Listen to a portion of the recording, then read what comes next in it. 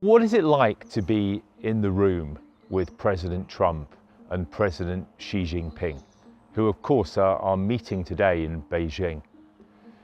What can we learn from political rivalries, both on the great stage of superpower competition and between and in middle powers, as one prime minister looks to succeed another and take his or her place? My guest today for our walk around the lake was Malcolm Turnbull, a great friend of mine and of Ditchley's, 29th Prime Minister of Australia from 2015 to 2018, and also successful in business, and right at the beginning of his career, prominent for his role in the Spycatcher trial, where he and his young team defeated the might of the British government. We talked about that summit in Beijing and what the atmosphere might be like, and the stakes between the US and China, about the need for reindustrialization and what the options are for middle powers. We touched on Malcolm's career, how he got into politics and his reflections on it, and also his insights for the UK in how it might need to think about its system as the two-party system we're so used to begins to break down and we get more of a plurality of parties. And we finished by thinking about and talking about AI and its impact on the global economy, what it would mean for societies, and politicians' responsibilities in leading that transition from their position, from their perspective. I hope you enjoyed this particular walk around the lake.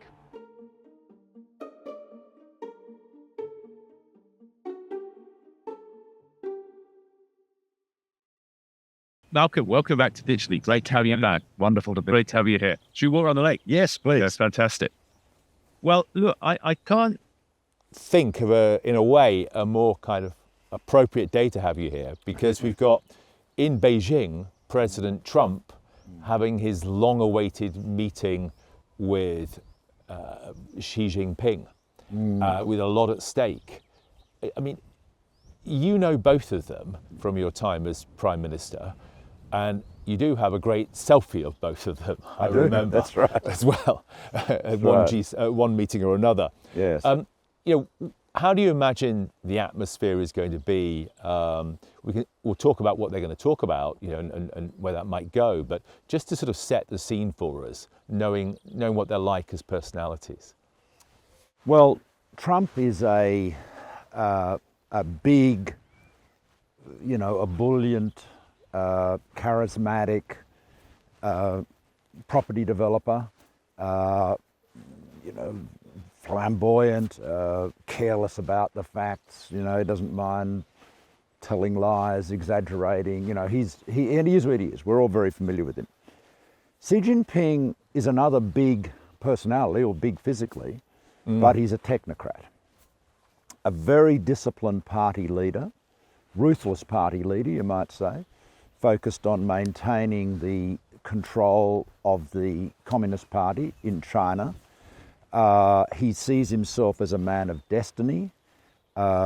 He's making China great again. That's it. That's his mission, and that's what all their policies are devoted to. But he's not, as he's a technocrat. I mean, and in that sense, you might say you've got the engineer on one hand, highly disciplined, the mercurial, New York property developer on the other, and they're very different personalities, but they do seem to have been able to develop a rapport, which is good. Trump is going there in a weakened position. See, he started off with the big trade war against China, which he thought was going to, put a lot of pressure on China, and he made all sorts of threats around that. The Chinese did not back down, and their counterpunch was devastating, because they said, all right, how do you feel about not having any of those magnets that are needed for literally every single thing we make, pretty much, other than clothes pegs. You know, anything with any electronics in it is critically vital. And so the Americans had to back off. So that gambit failed. Obviously, he's now had problems in the courts. And now, of course, he's caught up with this war with Iran, where while the initial American and Israeli assault was achieved, great tactical success. They destroyed the Iranians' military capabilities and so forth. The Iranians have blocked the Strait of Hormuz. This is causing enormous problems around the world, particularly I might say, in the Asia Pacific. And, gas prices are up in the United States. And so what does Trump do? How does he get a deal out of that? And the problem is, how does he come out of that and look like a winner? And so Xi Jinping, on the other hand, has a lot of influence with Iran and a big interest in the straits being opened. So he needs Xi more than Xi needs Trump. So I think it is not the context in which Trump would want to be meeting Xi Jinping. He had a choice not to go, of course. Oh yes. So why do you think if that case is true, why do you think he chose to go? Well, I think he needs Xi Jinping now he'd been anxious to have the meeting, to cancel it or postpone it again, because he postponed it once, you recall, would be seen as a sign of weakness on his part. But my point simply is that he's not going to Beijing in triumph. If he'd gone after Venezuela, he would have looked like a conqueror. And of course the problem is that he is tied up in a war in the Middle East, which is exactly what he said he would not do, which he is now struggling to find a resolution to, which is exactly the reason why he said George Bush, W. Bush, was wrong in going into Iraq and so forth. So he's in he's in an awkward position, I would say. Yeah, it seems to me that point about Iran and the fact that the first part of the war, in a sense, has gone well, but now he's in a bind, is hard to argue against. It was interesting in the US. I was just there for 2 weeks, talking a lot about reindustrialization, and there's a real sense of mobilization around this, and actually quite bipartisan enthusiasm. And one of the kind of tenets of that is that it's the Chinese who have made a mistake, that they, by playing the rare earths card, playing the critical minerals card so strongly and so early, have actually given the system a shock. And now there is hundreds of billions of dollars being directed to try and address this problem. And they need some time, but that actually, when you look at the scale of they have massive impact. When you look at the scale of it, it's an addressable problem. Rare earths aren't that rare. It's the processing. Totally, yeah. It's the processing. Yes, you're right. They can find people to process it. They can find new technologies. It'll take some time, but it's not like rebuilding the global energy system. It is a problem that can be addressed. And I'd say there's quite a lot of pushback on, we're done, we're in a weak position when you're in America, and it's not just Republicans. And I've been really struck by that, coming back, how everyone says, oh no, they're in a terrible position. I was with some people from the region, from Asia, just this week, and that was the wisdom around the table. I mean, how do you see America's ability to push back on this? Well, and its overall contest with China? Okay, well let's go back to the rare earths, because you're absolutely right, they're not rare. Yeah. What China has done is dominate the processing of them, and they haven't done that. They've just, they've been able to do it at lower cost. Critics would say they've lower environmental standards and so forth, but that's what's happened, right? And so, can the West process rare earths Yes, of course we can. We will do so at a higher cost, but it's a cost we must be prepared to pay for economic sovereignty. Now, to take a line from Coriolanus flounced out of Rome, there is a world elsewhere. And so from China's point of view, yes, the Americans may in time reduce their dependence on China for rare earth products, magnets and so forth, but there is a world elsewhere. There's the whole rest of the world. And so there's, and those markets are growing. So they've got a big domestic market. So from their point of view, it's not as though the US is their only market. And I mean, I think this is, to an extent, it's something that Trump in particular talks about, the privilege that is conferred on people being able to sell their products into the American market. And yes, it is a big market, but it's not the only market, and there's a lot of growth elsewhere in the world. So I think that's from a Chinese point of view. Reindustrialization in the United States, well, I think, and in the West generally, we all have to do it. And one of the features of Trump derangement syndrome, and it absolutely is and sometimes he acts as though he's trying to promote it, right? Yeah. But I mean, is assuming that everything he says is wrong, and he's absolutely right about the deindustrialization of the West. I mean, and it all happened because of low labour costs in Asia and so forth. I was meeting with some people in the energy sector just the other day, talking about the largest, the biggest Chinese solar panel plant, right? And my friend had gone through this plant. He said he could not see any workers. He said he was sure there were workers there, operating machines, looking at screens, but in terms of this enormous factory floor, it's just all robotic. And so what that tells you is that if we imagine that our disadvantage vis-a-vis China used to be their low labour costs, that's not an issue anymore. If we're prepared to make the investments and develop the expertise and so forth, you can have similar plants elsewhere. I mean, the automation really should bring manufacturing back to the West. And where do you, if we can do that, then where do you think this puts the competition between the US and hopefully allies and China and its authoritarian partners in Russia? Where does that leave us? Because you could see that actually from the US and China there is decoupling going on. Trade is going down. Sure. Trade is going down, and that's deliberate, although they still want to keep obviously some.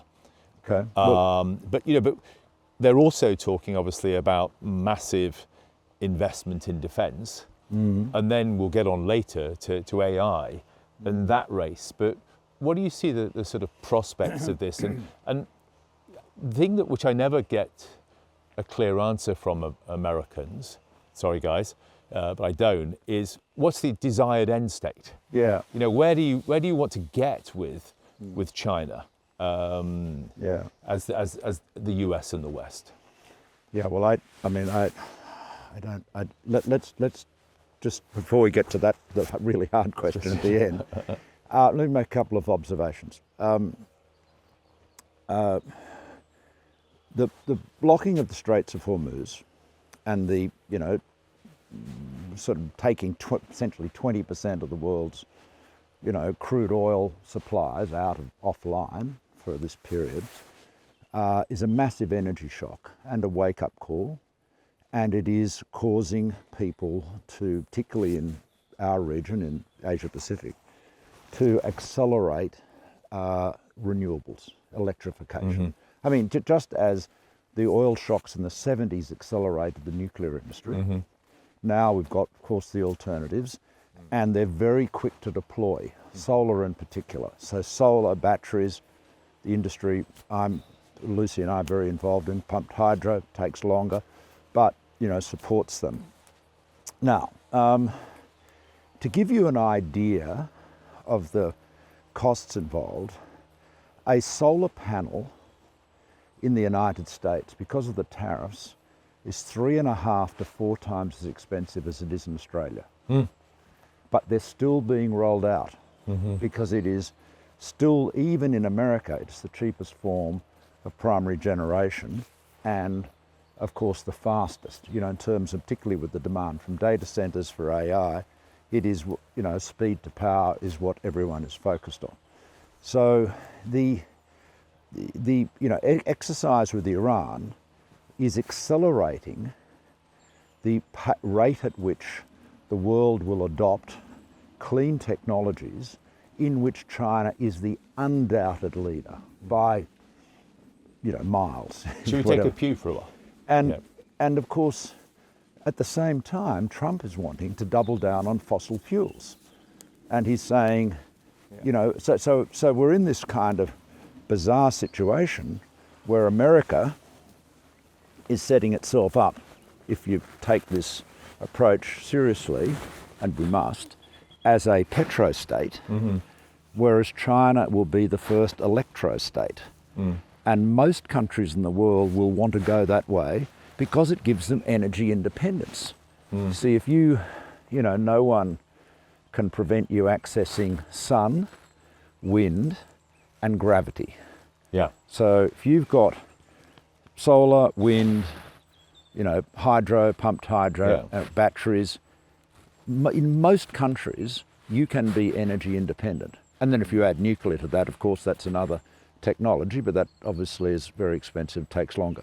Yeah, I saw on the energy question, that was interesting in the US as well, where no mention of wind, no mention of solar because it's dominated by China, wind because the president doesn't like turbines. Yeah. But lots of mentions of geothermal, small modular reactors, advanced nuclear, and of course fusion. He likes hydro though, Yeah, which is good. and hydro as well. Yeah. So I think there is overlap, and actually an interesting, emphasis on the environment. No one says climate anymore, but they say clean air, clean water. Yeah. Need to protect the environment. That is kind of acknowledged. So there is a bit of overlap there between the wider allies and the US. There is an overlap, but I guess what I'm saying is that if you say to, let me give you an example. Pakistan, in 2020, solar generated 3% of their electricity. It is now over 30% in 5 years. And that is because of the low cost, it's modular. So you see, the thing about solar is that whether you've got one panel on your roof or on your tent, to power your phone battery or something, or you've got 10 million panels in some gigantic industrial solar farm, it's the same panel. It's that modularity which has enabled them to bring the costs down, and that's what Chinese industry has done, and that's why it's the fastest growing form of energy generation in the world.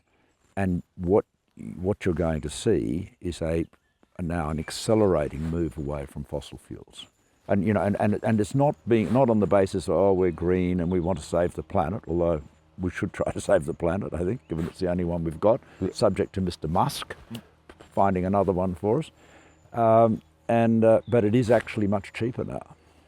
What about that will increase China's influence. I get it. What about the hard question? What's the end state with China? Well, I don't know. I don't think the Americans know either. I don't think they want autarky. They certainly American business doesn't want that. But I think my assumption is they want to get to a point where the most important elements in their economy are available not exclusively, but but at least from American sources. I'll give you an example from my own experience. So, it was my government's decision to ban Huawei and ZTE, two Chinese vendors, from 5G in Australia. Now, we did that. We were not asked to do that by the Americans. Our signals intelligence people were well ahead, frankly, of their colleagues in the US and the UK on this. We'd done a lot of work at my insistence to see if we could mitigate the risk. I wasn't entirely unfamiliar with the technologies. And so, Mike Burgess, then the Director General of ASD, was coming back and forth about it, and we concluded we couldn't mitigate the risk. 5G is quite different from 4G. Virtualization, essentially what had been central functions in a network were distributed. So, it's the software taking over everything. And of course, if all the software is written and controlled and managed in another country, you've got to ask yourself about that. So we made that call, and I remember talking to Trump about it. And I said to him, do you know there is no American company that can provide the products and services that Huawei and ZTE can provide from China, or Ericsson and Nokia can provide from Europe? And I said, this capability, these wireless technologies, which were in large part invented in America, have just been lost because companies have been taken over. In other words, you could say America lost technological leadership in that field, as in many others, in the same way as the British Empire was acquired. That is to say, in an absence of mind. They just weren't paying attention. And so you've got to be at least in a position, I think, and this applies to rare earths too, you've got to be in a position where there is always a Western option. Now, if you're the American president, you'd say an American option. Certainly from my country's point of view, we'd say either an Australian or more likely an option from a friendly partner like the UK or the US or the Europeans. So I think it's the problem that's happened. It's not that China has industrialized; it is that the West has deindustrialized. Yeah. That's the mistake. And so of course you can't let price be the only determinant. I mean, I'm a capitalist, right? So I certainly believe in, efficiency. But if you ask yourself this question, if the cost of those magnets that go into electronic devices, and it's, everything from a speaker to a smartphone to a jet fighter, if those magnets were 5 times the cost they currently are, what will that do to the overall price of the device in question? The answer is not very much, because it's a tiny percentage part of it, of the bill of goods, right? And so we just have to say we're going to pay that. We will pay that extra price, and you can do that. There are all sorts of ways you can do it. You can, say if you're going to sell a device in the United States or Australia, at a certain percentage of the, componentry, this relevant componentry has to be made in America or Australia or the UK or wherever. You can do that, or you can subsidise it. There's 100 different ways you can do it, but it's a small price to pay because as you said, it's not that China's the only place with rare earths. It's just that they dominate the processing. Yeah. What does this mean for? I still find it hard to see where it's going to end with China and the US, because China at the moment seems to want to export everything to everyone, from disposable lighters to large language models. Sure. And it wants to import as little as possible from as few as possible people to reduce its own dependencies. And America seems to want to pull everything back to America. So that sort of doesn't feel very sustainable for me. But practically, where does this leave the now much talked about middle powers? Okay, well, which essentially means everyone of any size apart from the US and China. Yeah, well, I mean, I think the answer is on trade. we should stick to our guns. We should not abandon the rule of law. I mean, the Americans have. I mean, I know this sounds like I'm being, flamboyant. I'm not. Not only does Donald Trump expressly say might is right, and that's clearly his worldview, the US National Defense Strategy says in writing, the international rules-based order is a cloud castle abstraction, which, as we know, is a posh way of saying it's BS, right? Yeah. Now that's an extraordinary thing when you consider, and James, you'd know from your experience in diplomacy, that is what Western countries we've spent decades saying that's what we're all about upholding.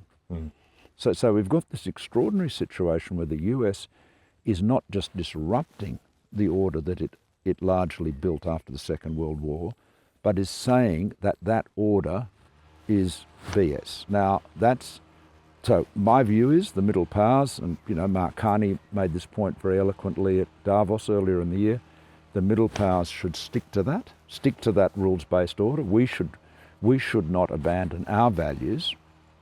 Obviously that creates some challenges in dealing with the Americans, but in dealing with us within our own ranks, we should seek to uphold them.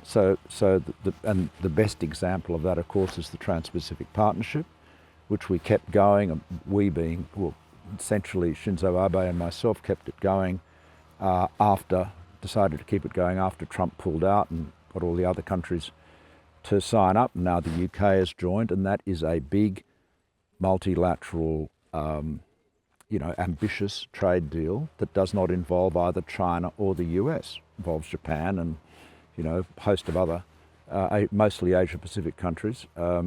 Someone tried to persuade me that the UK got in because of Pitcairn Island. I don't think that was.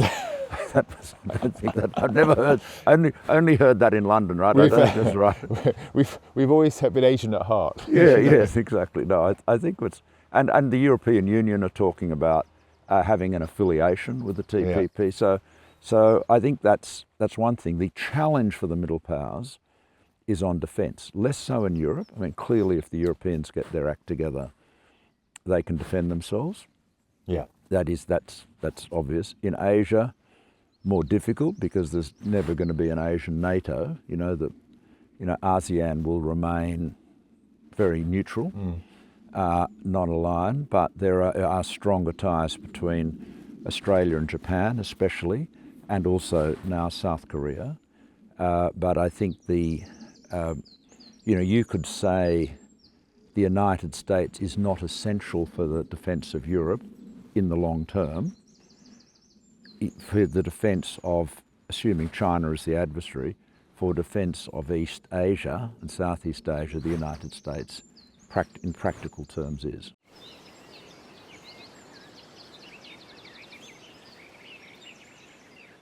Let's leave that for a moment because I want to talk about your career and how you got into politics. I mean, you've managed to excel and rise to the top in like 3 different fields now. You've done Very law, kind. and as I said, stuck it to the British government. I very much remember watching that trial on Spycatcher.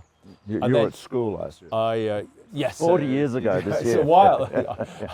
Yes, I must have been. Yeah. But I was struck by I've forgotten his name now, the cabinet secretary or Robert Armstrong. Robert Armstrong's economical with the actuality. No. What was the actual phrase? I'll tell you what. It was actually a quotation from Edmund Burke. But he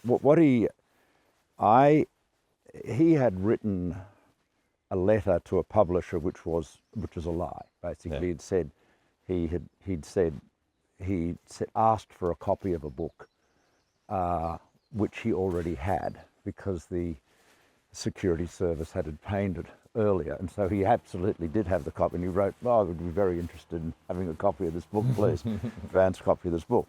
And so I said, this is creating a misleading impression, this is a lie, and so forth. And Armstrong said, no, I was just being economical with the truth. and then laughed. And it was a very interesting moment in the court because nobody else laughed, because the one thing you'd think Sir Robert would have realised is the last place to crack jokes about telling the truth is in a witness box when you're under oath. You know, it's the sort of thing that sounds witty in a club or Yes. you know, Yes. someone's house. You know, so yeah, so that was a.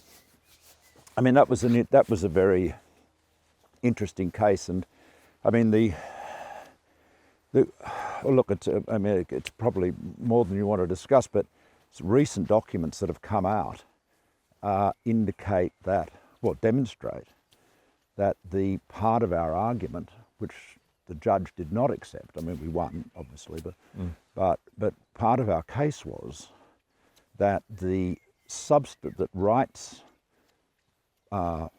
disclosures in his memoir had all been published before, which was true, pretty much, by Chapman Pincher in a series of books. And what was curious was that they had not been restrained. And so we argued successfully that the British government had acquiesced in their publication. We were able to do that.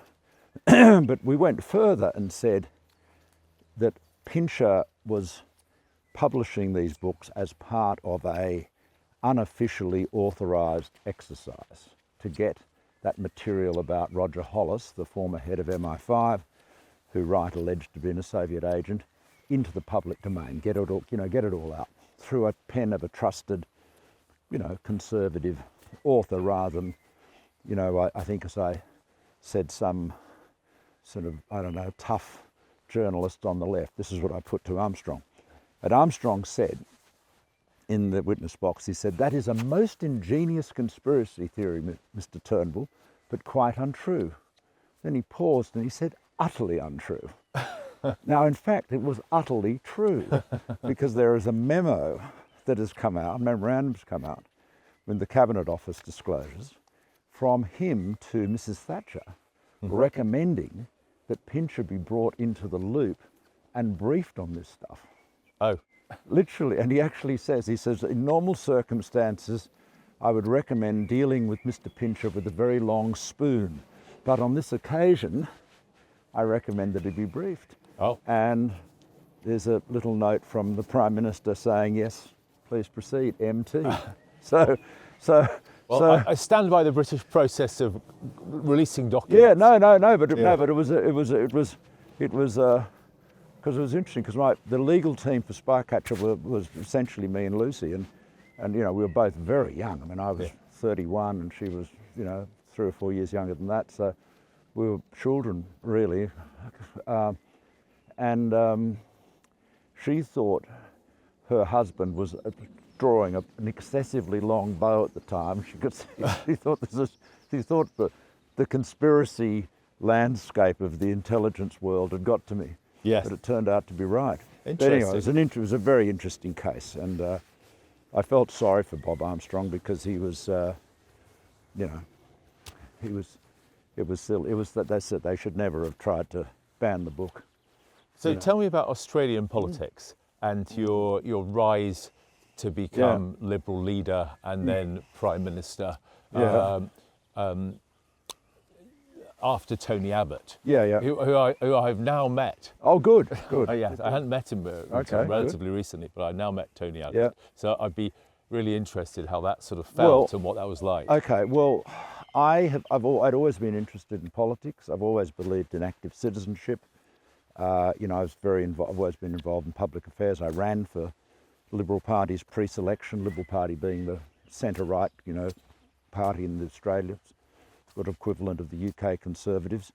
And I'd run for pre-selection shortly after I got back from Oxford in '81, really just as an exercise. I was a young barrister. I thought I might meet some solicitors on the pre-selection committee who might be impressed and send me some work, but I nearly won it. Anyway, much to Lucy's relief, I didn't win it. And then I was still involved, ran the Republican movement in Australia. And then when I was about 50, I'd done pretty well in business and so forth. And I'd been a partner of Goldman Sachs, started a few companies, so I was financially independent. And I thought I'd have another go. And I did get into Parliament in 2004. And then I was a minister in the last year of the Howard government, cabinet minister. and then I was opposition leader when we went into opposition for a period. I was overthrown by Tony Abbott. We had a fight about, conflict about policy rather than personality, because I wanted to continue the policy we'd had in government to have an emissions trading scheme to reduce CO2 emissions. And Abbott was leading what became essentially this culture war against recognition of the reality of global warming. And Tony famously said, climate change is crap, or this, that was essentially his approach. And so he became leader. He won the election in 2013, but then his government got into a lot of trouble, mostly of his own making, to be fair. And there was a party room ballot in 2015 in which I became the leader. And so I held that position. We had an election in 2016, which we won, and I held that position until 2018, when there was another upswelling in the party room, not really prompted by bad polls, but my problem in the Liberal Party was always the right wing, the sort of, the right wing of the party. And they always thought I was too centrist, too liberal with a small L. Yeah. And there was a upsurge there, and then as a result, out of that chaos, Scott Morrison became PM.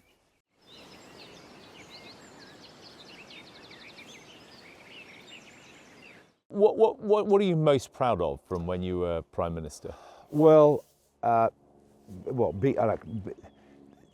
you do a lot of things in government which are important and momentous, but which anyone in office would have done, because of the circumstances.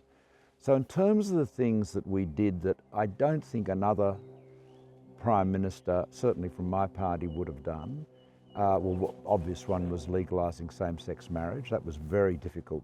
I mean, in the benefit of hindsight, you say, what was the fuss about?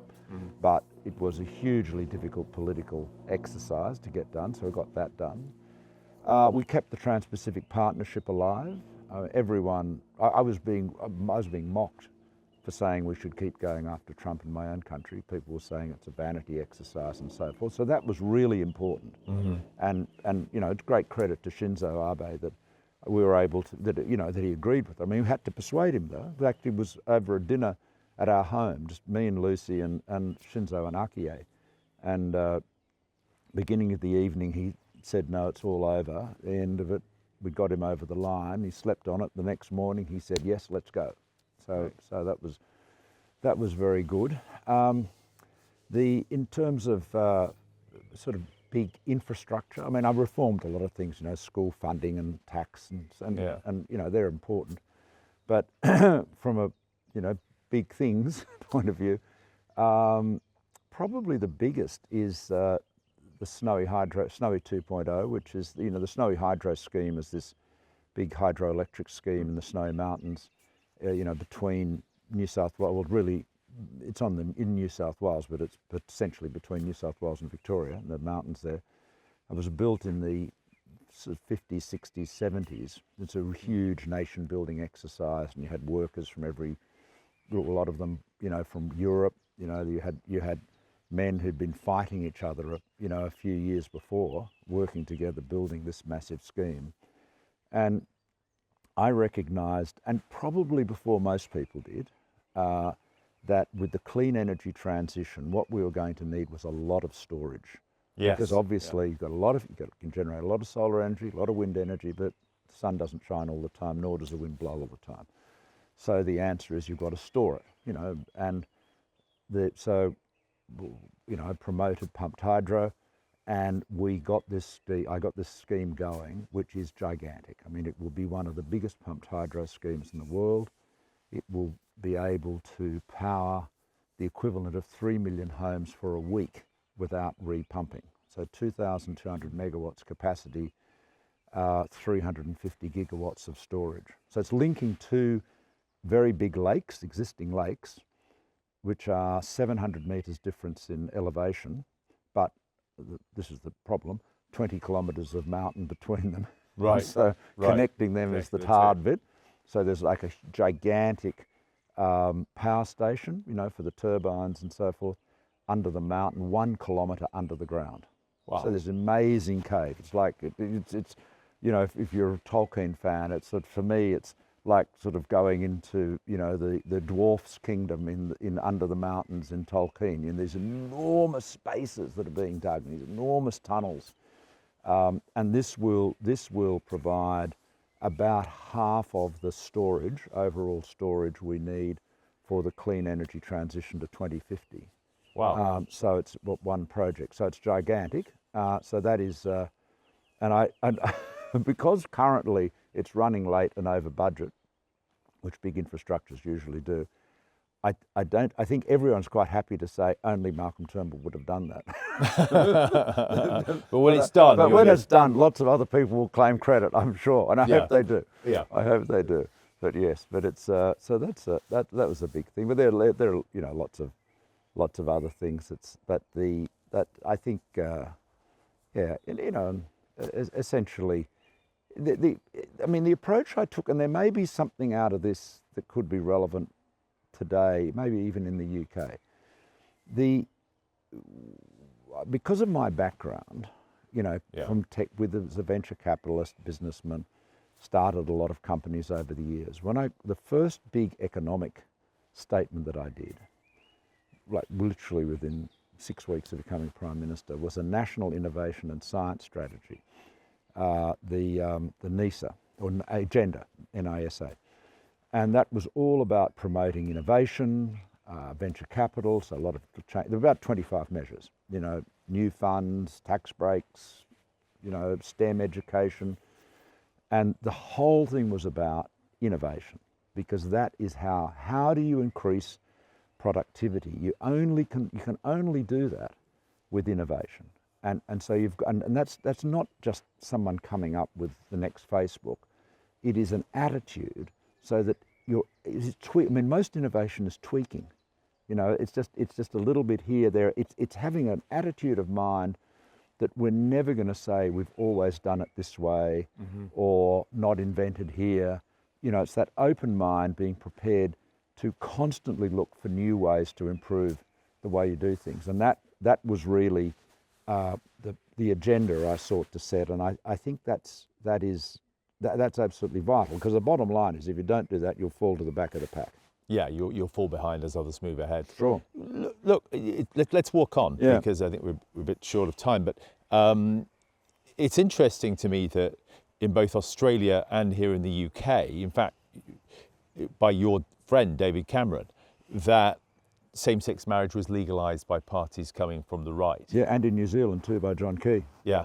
So which is striking, and I think a really positive story. Yeah. We, as you may have noticed, we've had our own kind of like series of political troubles over the last few years, as we've sought to kind of cope with the impact of Brexit and try to determine what that should mean and how it changes the fundamental direction of the country. And we're now on embarrassingly large number of prime ministers who've had to resign one way or another, or been defeated. What's your, I mean, Australian politics is famously pugnacious. Yeah. Lots of stabbing in the back and, as you reminded me, in the front. Mostly in the front. You know. But what's your advice to the UK? How do we get out of this cycle? Well, let me say something complimentary and positive and heartfelt. I was reminded yesterday. I was down at the House of Commons, and I watched the debate on the address and reply. You know, because the King gave his speech yesterday, and then, you know, you have a couple of backbenchers move and address a loyal address, and then, you know, the PM and the leader of the opposition spoke. And so I went down and watched that, and before that I went to a reception in the Speaker's house.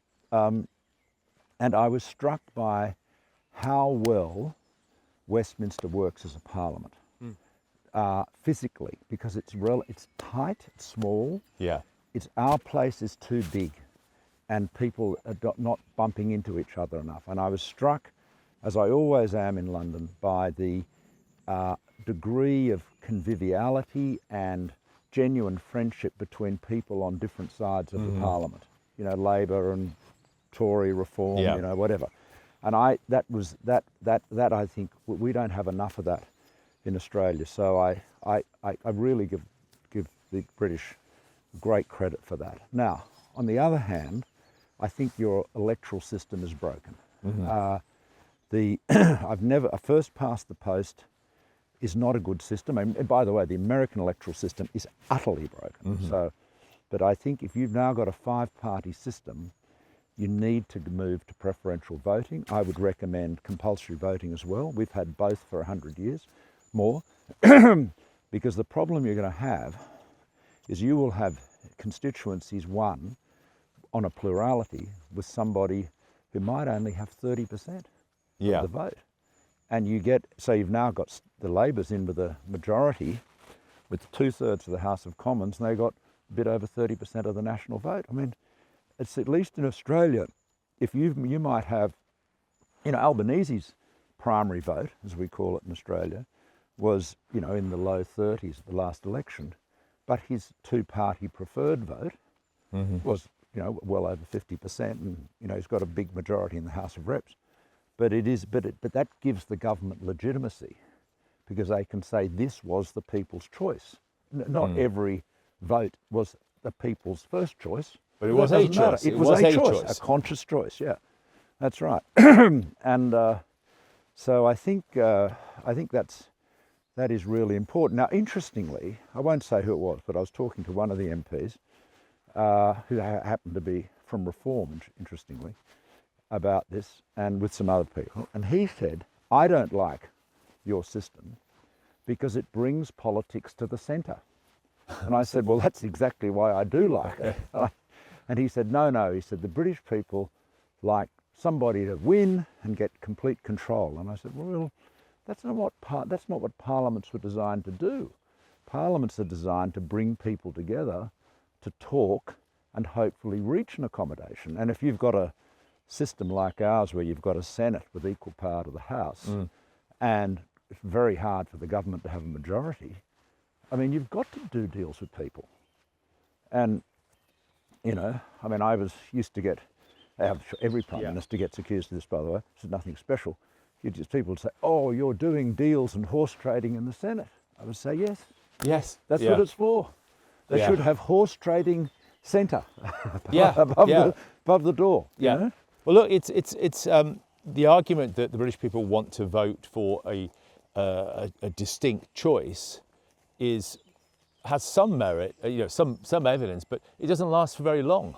No, well, that's the problem with that at the moment, is that it's not been in a settled direction in any direction. No. So, you know, we're even within parties, as we were talking about earlier on, we're tacking back and forth.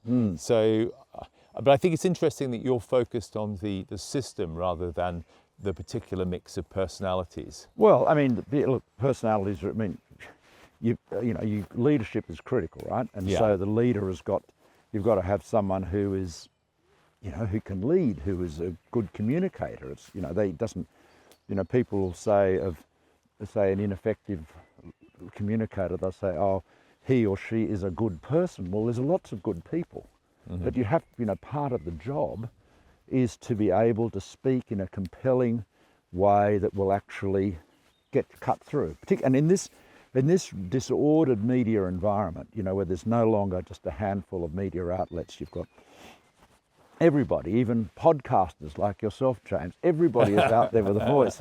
And It's a very gentle voice. Yeah, a gentle voice, yes, and if only more people listen to you. But basically, communication is critical, and I think, you know, you were saying earlier about the Labor Party, you know, that it's a very broad church. Yeah. And arguably, you know, you can arguably say there's sort of, you know, we would call them in Australia factions. I don't know what you call them here. Factions. Yeah, but they are. But if they're so far apart, that can be challenging, but that's the job of leadership. You've got to bring the unruly, disparate mob together and get them to focus on something that they can achieve together. But well, I think we're going to learn more today how that's going to unfold. That certainly seems to be the press assumption. Yeah. And I think even a couple of days ago, it felt like momentum was building. That it was hard to hold back. But we'll see. Yeah, well, we'll see. We'll see. I mean, I was getting a bit of PTSD in London this week. I was reminded, as I heard all the statements, I was reminded by what Malcolm Fraser, former Australian PM, used to say was going through the hypocrisies. And the hypocrisies are: the cabinet is completely united. The party room is united. The leader has my absolute support. And actually, when people are going out there saying the leader has their absolute support, you know the clock is ticking. Are you saying they don't always mean it? I'm saying they almost don't mean it. That's why Malcolm used Malcolm Fraser used to call it the hypocrisies, going through the hypocrisies. Yeah, well, he wasn't known for his humour, by the way, Malcolm Fraser. Right. So that was a sort of rare jest on his part. A rare jest. Well, we're going to have to wait and see, but I'm not sure how long we're going to have to wait. We'll see. I said you've been successful in 3 areas, and you've touched on. We've talked about Spycatcher in your early career. We've talked about being a prime minister and politics. But as you mentioned, you've been really successful in business as well. And quite a lot of that, as you touched on being prime minister, was about innovation, finding, developing, championing, investing in technological innovation. And the big story of our time is obviously, especially the investment in AI. Yes. In its various forms. Yeah. Well, its drive, currently, I understand it's more than 2/3 of US GDP growth.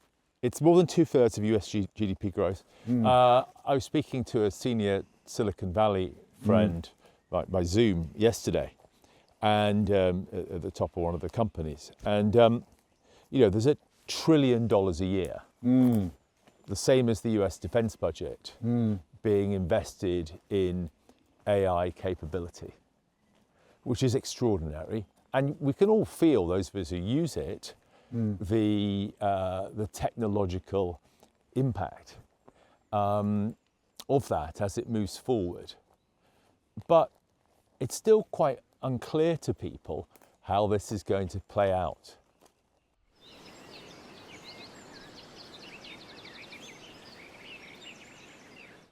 I mean, a line I used to use in politics, I used to say that we're dealing at a time where the pace and scale of change is unprecedented.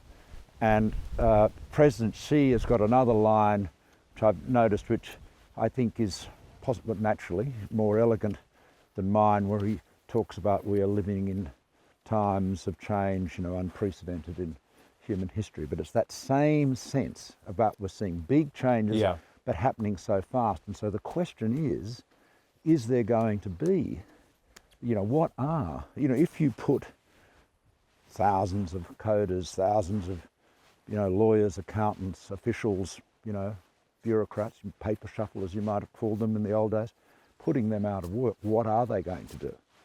And so I think there are big issues there, when the answer is we just don't know. At a political level, I think the job issue is still politically, has not yet got to the forefront, but I think it will. The big issue, particularly in America, is the pressure on energy prices and the electricity demands of AI data centers, which are gigantic, and what that is doing to energy prices. And of course, here's the paradox for Mr. Trump, is that the fastest way to generate electricity, new electricity, is with solar, because it's a it's a modular thing. And if you, the other way, next way is with gas, but in America, the timeline for combined cycle gas turbines is now getting a new one is 5-6 years and more. So how is all this new power going to come on? Now again, this gets back to what we talked about at the beginning as between China and the US. China has invested massively in its electricity grid, both in, the poles and wires, but also in generation, distributed generation. They're spending more on hydro, pumped hydro, batteries, solar, wind than the rest of the world put together. So they are much better able to provision the electricity for the data center boom than Western countries are. And of course, one of the advantages they have is that permitting is so much easier. Yeah. A friend of mine was, who's a big investor in this field, was telling me about when he spoke to Trump the other day about this. Trump said, "What's the biggest hang-up?" And he said, "Well, it's permitting." And Trump said, "Oh, you tell those guys to just go ahead, I'll look after them." The problem is the permitting is done by state governments and local governments. Yeah. So the president can say he can look after it, but in an American political system, it doesn't work like that. Whereas in China, if President Xi said, "I'll look after it," it will be looked after. Be looked after. Yeah. Yeah. What final question? What's the application of AI or the technology you're most excited about that you think is going to deliver most for people? Health. Undoubtedly. I think discoveries of new molecules, just the ability to so much of scientific discovery is trial and error. The ability to do just do so much so quickly, do so many experiments, calculations, obviously digitally, so quickly, I think is what's going to be very exciting. And things like scans, and you're already seeing this with radiography. A machine, a camera a camera and a computer is a better judge than the human eye. So if we look at what's in front of us here, our sight will be captured by that magnificent tree, for example. We're focused on that. A camera is giving the same attention to every pixel in that picture equally. Yeah. And so that's and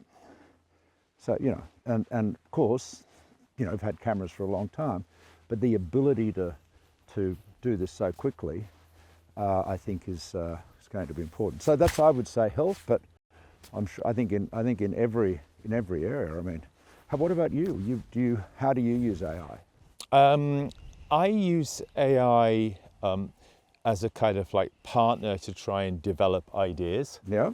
I use it now increasingly as a sort of quick way of checking things. Yeah. And people say, of course, it still makes mistakes. Sure. Some of them are quite surprising. It can tell you, I discovered the other day, my personal email, but it can't correctly tell you my work email, which is all over the place. So it's like a weird mistake. It's just a trivial illustration of how the mistakes are still there and still weird. But I think, more importantly, I'm interested in how it can simulate, human debates and discussions and give us sort of another dimension to that. Yes. But then when you get into the real economy, I agree, health is extraordinary, energy is extraordinary as well. The ability to work on fusion is being accelerated by AI. And I think that's the sort of tipping point for us. Yeah. Can we get to fusion without destroying our environment? I agree. That's true. I'll give you an energy example. Yeah. It's interesting. So you may have met him. He's with John Kerry. He's a guy called Varun Sivaram. Oh yeah, I do know Varun. You know Varun, yeah. So Varun has a new company called Emerald AI, which has won a whole lot of prizes recently. It's doing very well. And it's an AI company that is designed, that what it does is it enables data centers to manage their load flexibly in response to power prices and power demand. Now, why is that important?